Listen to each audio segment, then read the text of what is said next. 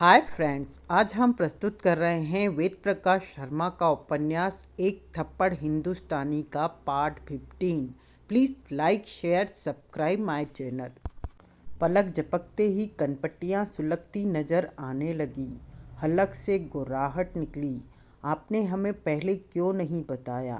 पहले क्यों नहीं बताया सुप्रीमो कि इसी सराय के कमरा नंबर 8 में वह रह रहा है। हमें चाहे जो करना पड़ता, भले ही जान गंवानी पड़ती अपनी, मगर हम अपनी गनों से उसके जिस्म में इतनी आग भर देते, इतनी आग भर देते कि उसे चिता पर रखकर जलाने की जरूरत ही नहीं पड़ती। बताते तो तभी जब हमें खुद को पता होता। हमने तो कुछ ही देर पहले टीवी पर यह सब सुना है। हरामजादे ने जनरल साहब के गाल पर थप्पड़ मारने की बात कही है। पागल हो गया है साला। पूरे पाकिस्तान के गाल पर थप्पड़ मारने का ख्वाब देख रहा है।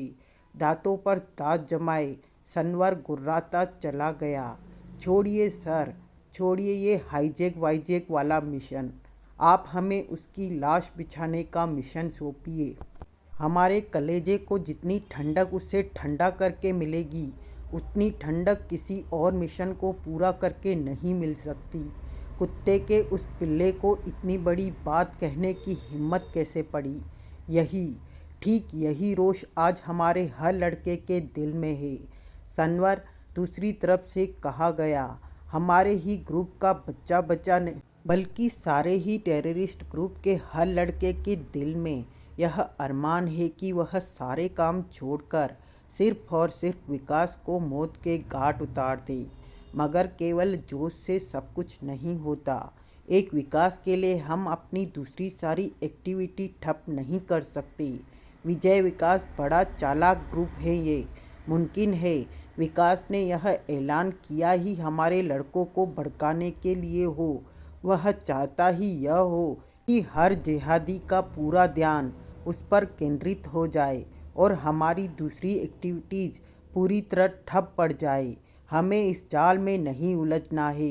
हर एक को अपना अपना काम करते रहना है। एक ग्रुप उसके पीछे भी लगा दिया गया है। उनमें मानव बम भी है। उम्मीद की जाती है कि वे उसे इंडिया से बाहर नहीं निकलने देंगे। बहुत जल्द तुम। तभी तहखाने में गड़गड़ाहट की आवाज़ गूंजी। सनवर, सनवर, लियाकत तेजी से फुसफुसाया। शायद वह आ रही है। असगर ने लपककर सीढ़ियों के नीचे मोर्चा संभाल लिया। सराय की मालकिन आ रही है सर, मैं ऑफ कर रहा हूँ कहने के बाद बगैर दूसरी तरफ के जवाब की प्रतीक्षा किए सनवर ने कनेक्शन ऑफ किया। सीढ़ियों की तरफ देखते हुए लैपटॉप जितना ट्रांसमीटर बेहद फुर्ती के साथ बड़े से बैग में डाल दिया। उस वक्त सीढ़ियों पर शांता की थंब जैसी टांगें नजर आ रही थी। एक एक सीढ़ी उतरती वह नीचे आ रही थी। सीढ़ी उतरने के अनुपात में उसका जिस्म नीचे से नुमाया होता चला गया। सनवर और लियाकत ने देखा, उसके एक हाथ में खाने का टिफिन था, दूसरे में पानी से भरा जग। वे उसी की तरफ देख रहे थे। नीचे वाली सीढ़ी पर ठिठक कर वह भी उन्हीं को देखने लगी। कुछ देर देखती रही, फिर बोली, तीसरा कहाँ है?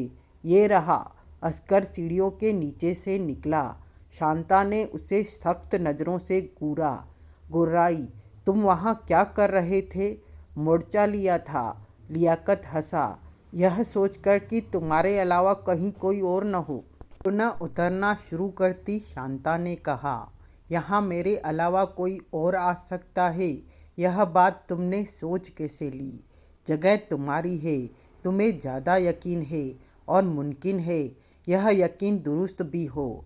मगर हमें ट्रेनिंग के दरमियान यह सिखाया जाता है कि जहाँ भी रहो 24 घंटे अलर्ट रहो, कहीं भी कोई भी आ सकता है। यह बात असगर ने कही। कौन से स्कूल में पढ़े हो तुम? शांता ने सारी सीढ़ियाँ तय करके तहखाने के फर्श पर कदम रखा। सरहद पार था क्या? जवाब देने से पहले तीनों ने एक दूसरे को देखा। फिर सनवर ने कहा, हाँ, था तो वहीं ऐसे गधेपन की बातें वहीं सिखाई जाती है, शांता ने कहा।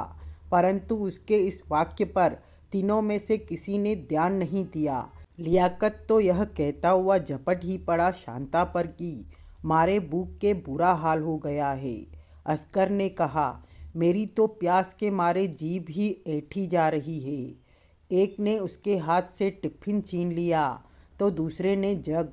काफ़ी बड़ा हॉल था वह, करीब 30 बाई 30 फुट। एक कोने में कबाड़ की शक्ल अख्तियार किए पुराने फर्नीचर के अवशेष पड़े थे। बाकी खाली था, पूरी तरह खाली। फर्नीचर के नाम पर वहाँ एक कुर्सी या स्टूल तक नहीं था। फर्श पर ही बैठे थे वे। वहीं बैठकर टिफिन खोल लिया। खाने पर यूं झपटे थे। वहाँ 60 वाट के केवल एक बल्ब की रोशनी थी।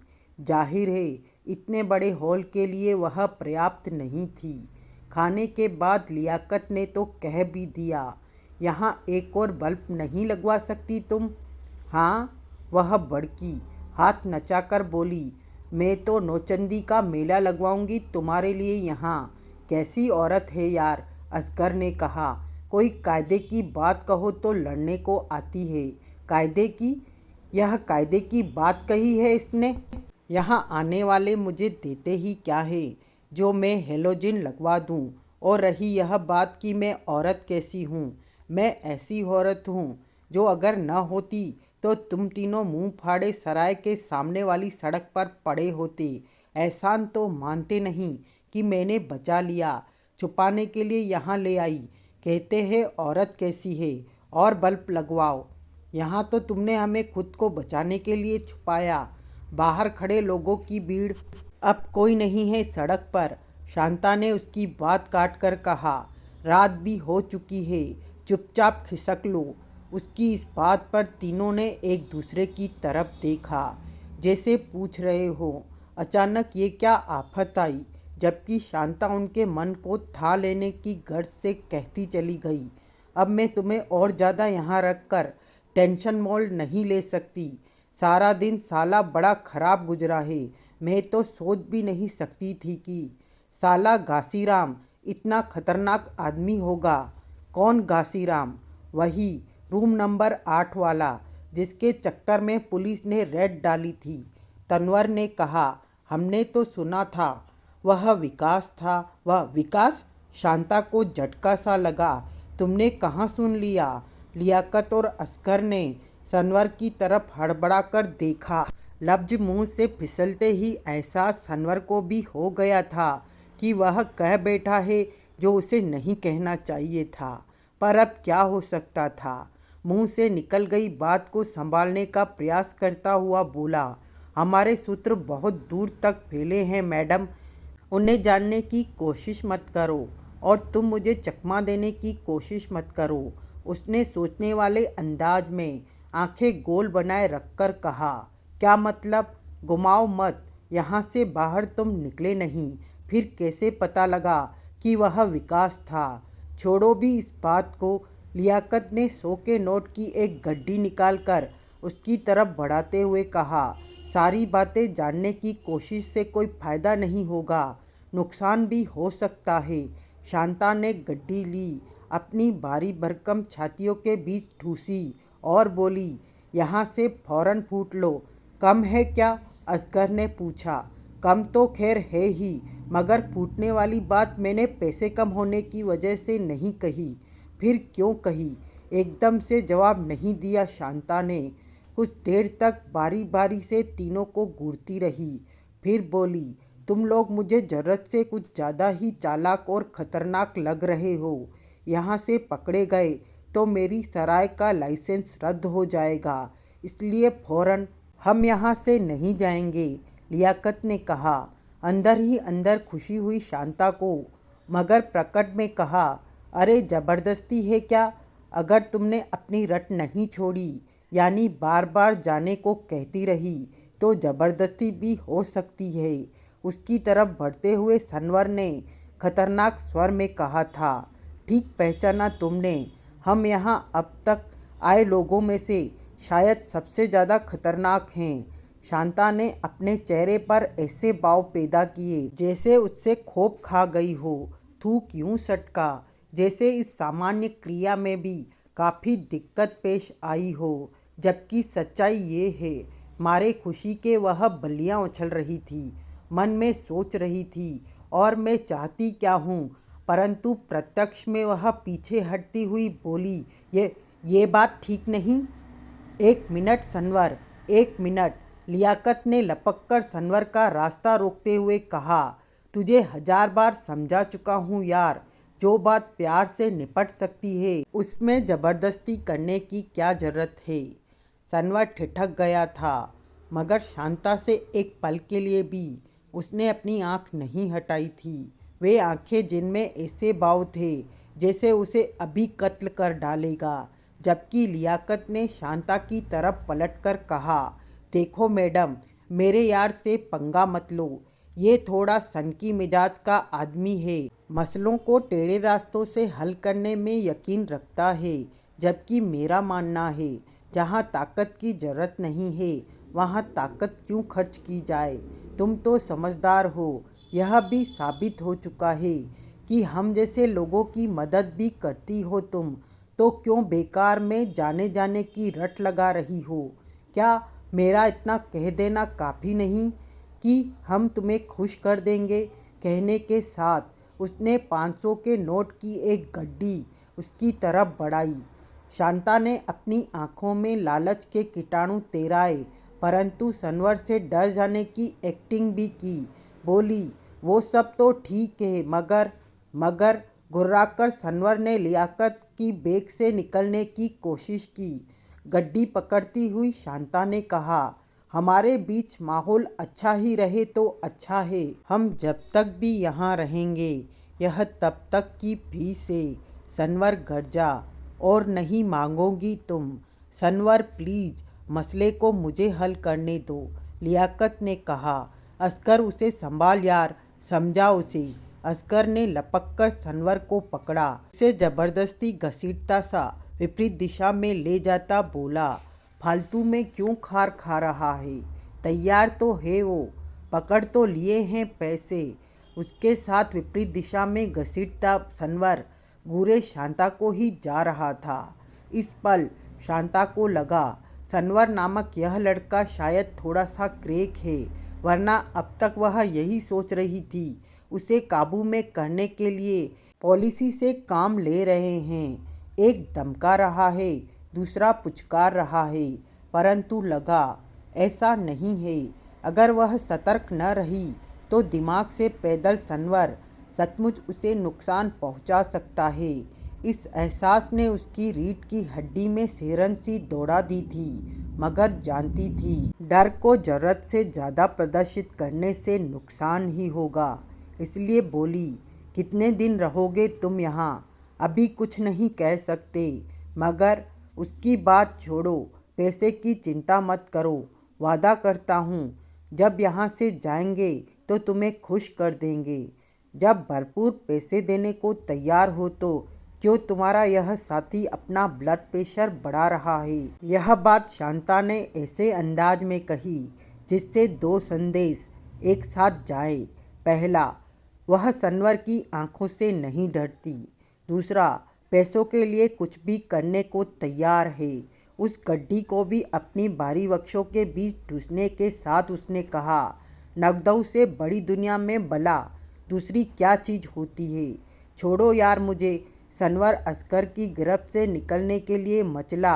अब शांता ने सनवर और असगर की तरफ देखा। लगा अपने अंदाज में उसे थोड़ी सी खुराक देनी जरूरी है। सो जबड़े कस गए उसके।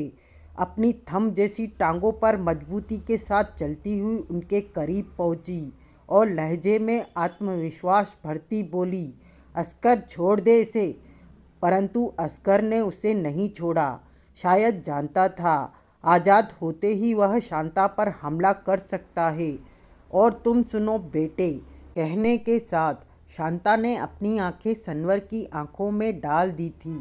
बेटा इसलिए कहा है क्योंकि हूँ तुम्हारी अम्मी की उम्र की। अपनी अम्मी की तालीम समझकर ही सुनो मेरे लफ्ज़। तुम गलत हो और तुम्हारे दोस्त सही हैं। जब मैं पैसे लेकर तुम्हारी हर किस्म की मदद करने को तैयार हूँ तो तेज क्यों खाते हो? क्या करोगे इस तेज से मेरा? ज़्यादा से ज़्यादा मार डालोगे? क्या मिल जाएगा मुझे मारने से? बल्कि नुकसान ही होगा। कौन खाना बनाएगा तुम्हारे लिए? कौन करेगा बाहर के काम?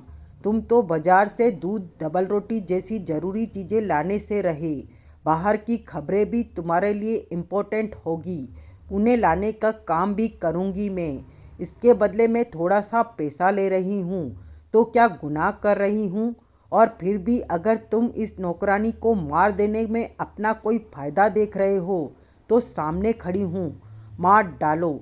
असगर ने महसूस किया सनवर के जिस्म का तनाव कम हो गया है। शांता ने भी साफ देखा सनवर के चेहरे पर अब गुस्से के भाव नहीं थे। सो एक बार फिर असगर से कहा, इसे छोड़ दो। असगर ने उसे छोड़ दिया। हमला करना तो दूर, सनवर ने मुंह तक से कुछ नहीं कहा। शांता लगातार उसकी आंखों में देखे जा रही थी। हालत ये हो गई कि सनवर को ही अपनी नज़रें झुका लेनी पड़ी। अब शांता ने उसके कंधे पर हाथ रखा, कहा, जब यह जगह तुम्हें इतनी पसंद आ गई है कि यहाँ रहना ही है, चाहे ज़बरदस्ती रहना पड़े, तो तनाव में रहकर क्यों रहते हो? मैं तैयार तो हूँ तुम सबकी मदद करने के लिए। सेवा ही नहीं, मैं तुम्हारी हिफाजत भी करूँगी, मगर ज़बरदस्ती कोई काम नहीं होगा। सबकी फीस लगेगी, वह गुमी, और वह तुम्हें देनी होगी। हिफाजत से तुम्हारा क्या मतलब है? लियाकत ने पूछा। जितनी वारदात से तुम वाकिफ़ हो उसके बाद पूछताछ करने सराय में एक सीबीआई इंस्पेक्टर आया था। शांता ने सच में झूठ मिक्स करते हुए कहा।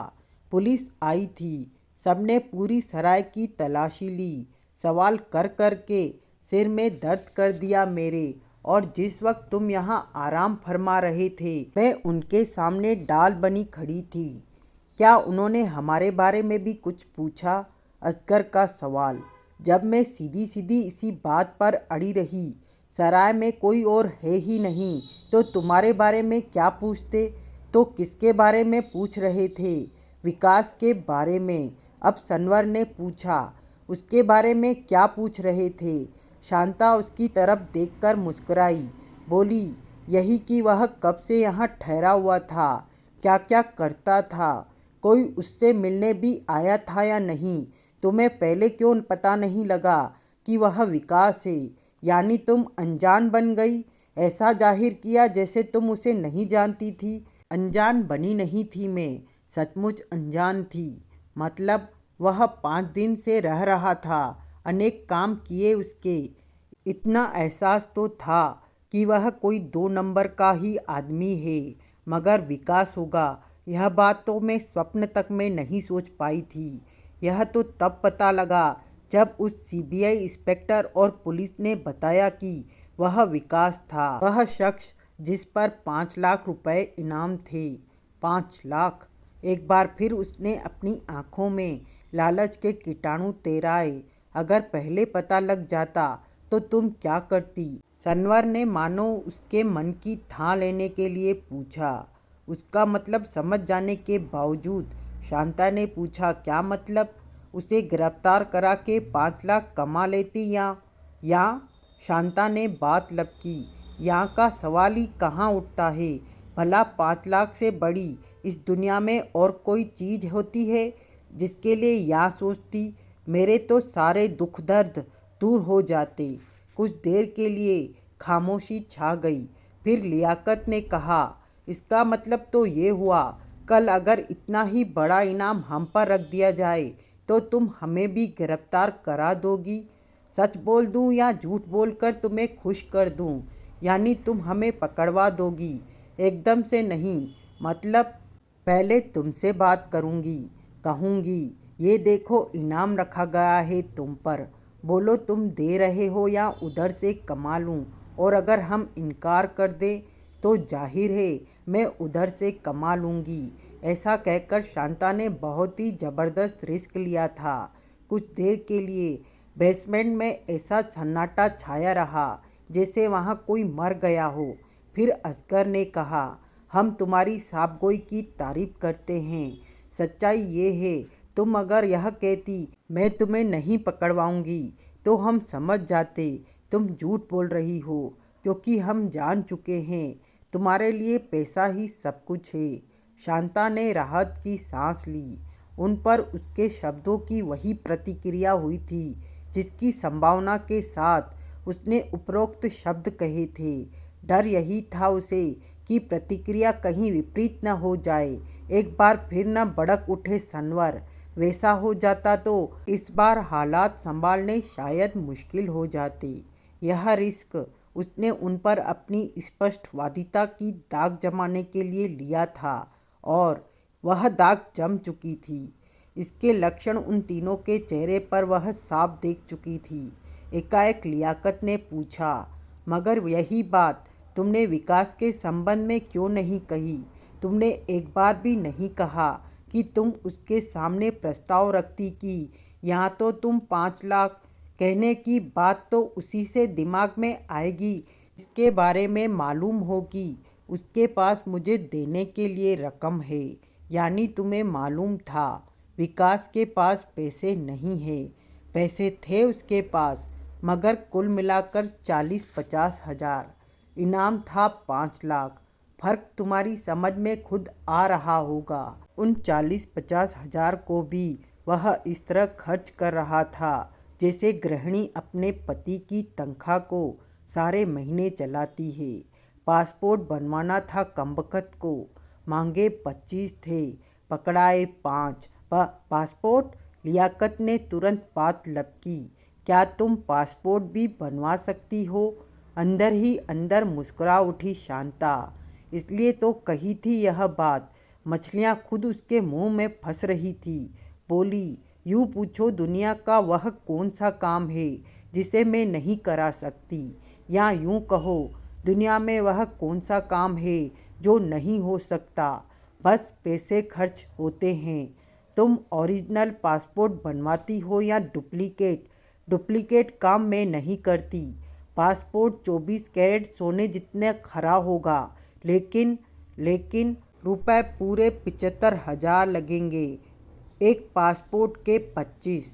पर तुमने अभी अभी कहा विकास का पासपोर्ट केवल 5,000 में। जिन तिलों में जितना तेल हो उतना ही तो निकाला जा सकता है। हम में तुम्हें कुछ ज़्यादा ही तेल नज़र आ रहा है, शांता ने आकर्षक मुस्कान के साथ कहा। है नहीं क्या? 30,000 रुपये मिलेंगे, सनवर ने कहा। एक पासपोर्ट के 10,000। बोलो मंजूर है या नहीं? तुम तो बाप हो मेरे, फ्री में भी कहोगे तो बनवा कर देना पड़ेगा। अच्छा भाई 50। तुम दोनों के 25-25 और सनवर का फ्री। लियाकत और असगर ठाका लगाकर हंस पड़े। माहौल ही ऐसा था कि मुस्कुरा सनवर भी दिया। शांता तो बस विकास के आने तक उन्हें वहां उलझाए रखना चाहती थी, मगर यह काम तो यहाँ खुद ही हुआ पड़ा था। पट्टे जाने को ही तैयार नहीं थे, होते भी क्यों? छुपने के लिए इससे बेहतरीन जगह और उन्हें मिल भी कहाँ सकती थी। किस्सा काले रंग की एक चमचमाती हुई वैन का है। उस वैन का जिसके कांचों पर भी काली फिल्म चढ़ी थी। करीब आधे घंटे तक वह राजनगर की सड़कों पर बेमकसद घूमती रही। जब उसके चालक को विश्वास हो गया कि न तो उसका पीछा ही किया जा रहा है, न ही किसी और माध्यम से नज़र रखी जा रही है, तब जाकर उसने उसका रुख शहर से बाहर निकलने वाली सड़क की तरफ किया। शहर से बाहर निकलने से पहले उसे चेकपोस्ट पर रुकना पड़ा। उसे ही क्यों, शहर से बाहर निकलने वाले हर वाहन को वहां रोका जा रहा था। चेक करने वाले पुलिसियों की संख्या भी काफ़ी थी। बावजूद इसके चेकपोस्ट पर गाड़ियों की काफ़ी लंबी कतार लगी हुई थी। काली वैन का नंबर 15 मिनट बाद आ गया। वैन में केवल एक आदमी था, उसका चालक। मैरून कलर का सूट पहन रखा था उसने, सफ़ेद शर्ट, ब्राउन शूज, टाई पर डायमंड पिन और आँखों पर रेबन का चश्मा। 6 पुलिस वालों ने वैन के सभी दरवाजे चौपट खोल दिए थे। चालक को बाहर निकाल दिया गया। 3 पुलिस वाले उसके अंदर घुस गए थे। एक एक चीज़ देख रहे थे।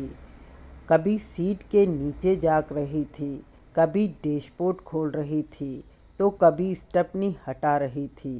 वैन के चालक को कुछ शरारत सी सूझी। एक पुलिस वाले से पूछ लिया उसने, किसी चूहे की तलाश है क्या?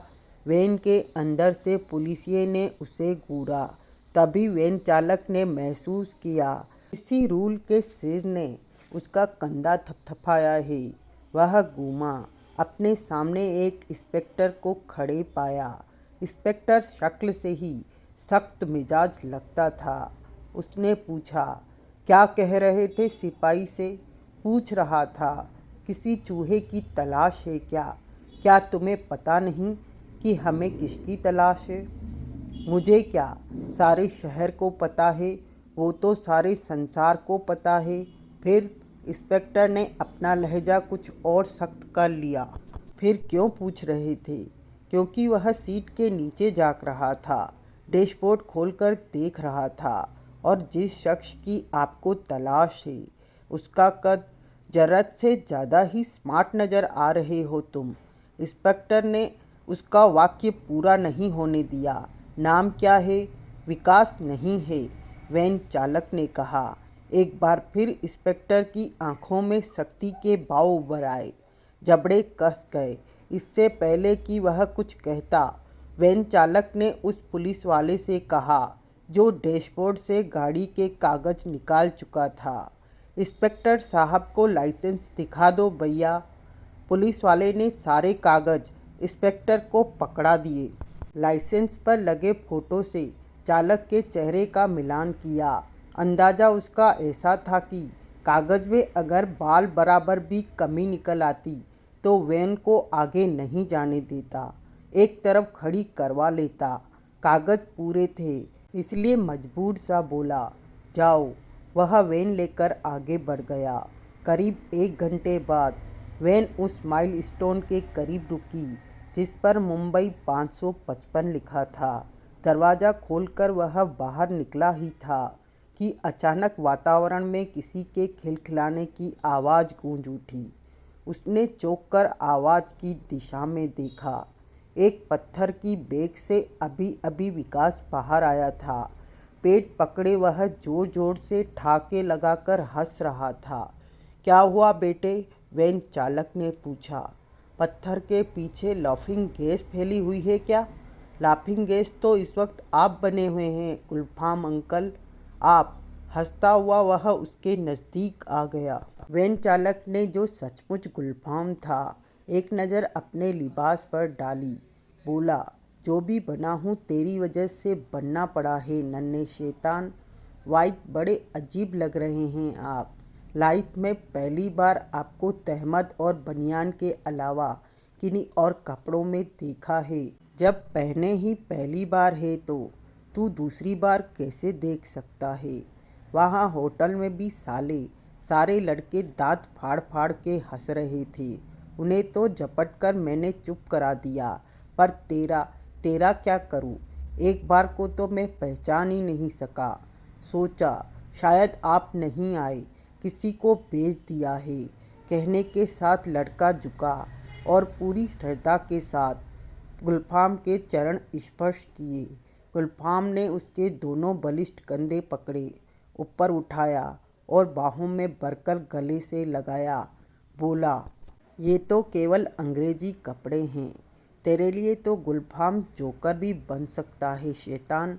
इन कपड़ों में भी जोकर से कम नहीं लग रहे हो अंकल। अच्छा, अब ज़्यादा बातें मत बना, वैन में बैठ। इस तरह वैन वहीं से यू टर्न लेकर वापस चल दी। ड्राइविंग सीट पर गुलफाम था, बगल वाली सीट पर विकास। कुछ देर बाद विकास ने पूछा, शहर में क्या अब भी चेकिंग चल रही है अंकल? हाँ, चल रही है। तब तो एंट्री में दिक्कत होगी। मैं तो किसी मेकअप में भी नहीं हूँ। शहर के अंदर आने वालों की कोई चेकिंग नहीं है, बाहर जाने वालों को चेक किया जा रहा है। ठीक ही तो है।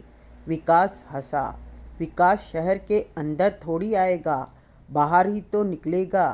कुछ देर वैन में खामोशी छाई रही। फिर अचानक विकास ने पूछा, अंकल क्या आप किसी ऐसे कश्मीरी लड़के को जानते हो जिसके परिवार के साथ जाती हुई हो? क्या मतलब हुआ, किसी ऐसे लड़के को जानते हो?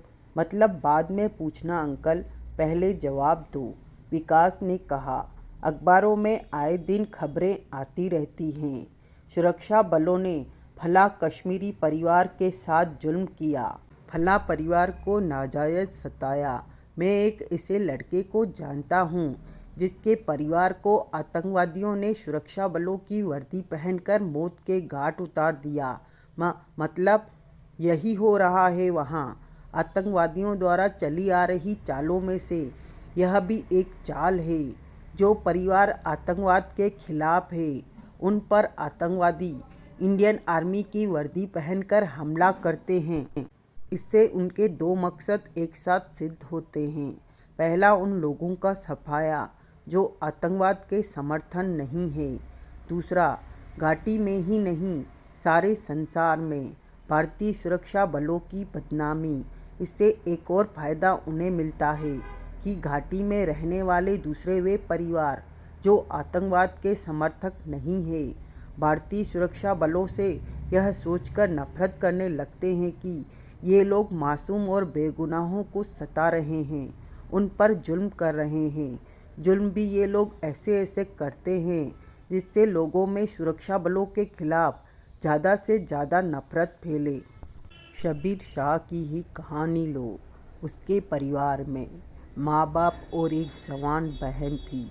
आतंकवादी चाहते थे शब्बीर शाह उनका गैंग ज्वाइन करे। शब्बीर ऐसा नहीं चाहता था क्योंकि उसके ख्याल से डल लेक को पानी की लेक की जगह खून की लेक नहीं बनना चाहिए। जब आतंकवादी अपनी भरपूर कोशिश करने के बावजूद शब्बीर शाह को अपना साथी नहीं बना सकी तो इंडियन आर्मी की वर्दी पहने सरेआम शब्बीर शाह के घर पहुंचे। शब्बीर के माँ बाप को गोलियों से भून डाला, बहन के साथ रेप किया। मारना तो शब्बीर को भी चाहते थे, मगर मारने वाले से बचाने वाले के हाथ लंबे होते हैं। वह किसी तरह उनके चुंगल से निकल भागा। गांव वालों ने साफ साफ देखा था यह काम इंडियन आर्मी ने किया, मगर शब्बीर शाह जानता था वे वही लोग थे जो बराबर उस पर अपने गैंग में शामिल हो जाने के लिए कह रहे थे। अब उन्हें शब्बीर की तलाश थी क्योंकि वह दूसरे लोगों को बता सकता था कि उसके परिवार के साथ जो भी हुआ इंडियन आर्मी ने नहीं, आतंकवादियों ने किया है और शब्बीर को बचानी थी अपनी जान।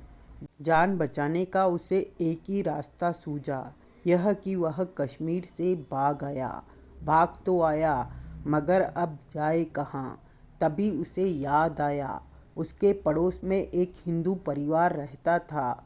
दोनों परिवार एक ही परिवार जैसे थे, परंतु दहशतगर्दी से भयभीत होकर वह परिवार कश्मीर से निकल आया था, राजनगर में आ बसा था।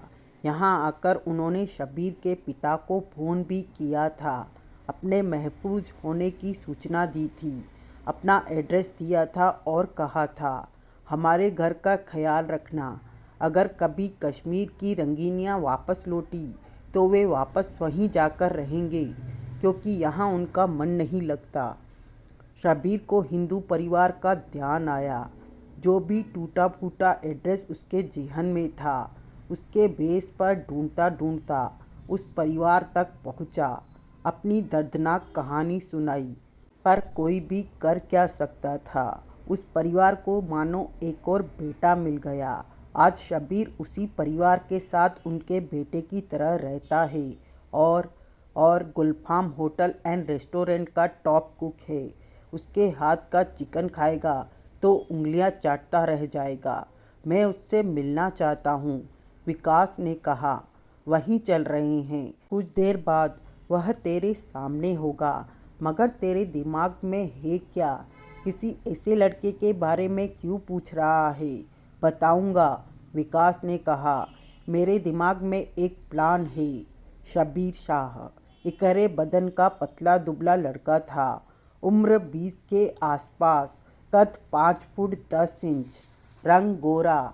उसे जब विकास के सामने लाकर खड़ा किया गया तो सहमा सहमा सा था, मगर आत्मीयता से परिपूर्ण बातों के जरिए विकास ने उसे जल्दी ही खोल लिया।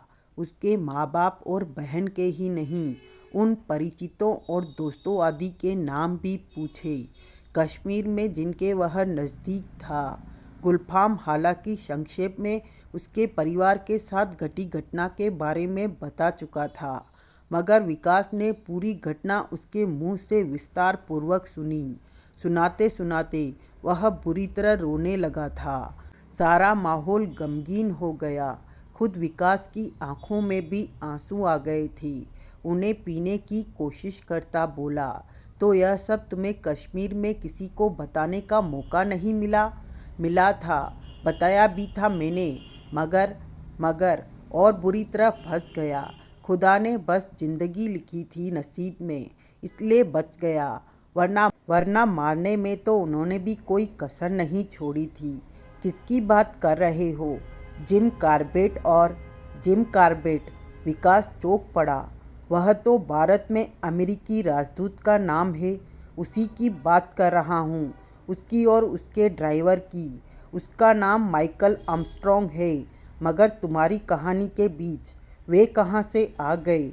वे उन्हीं दिनों 3 दिन के दौरे पर कश्मीर गए हुए थे, उनसे कहाँ टकरा गए? पूरी वारदात बताओ शबीर। बता ही चुका हूँ।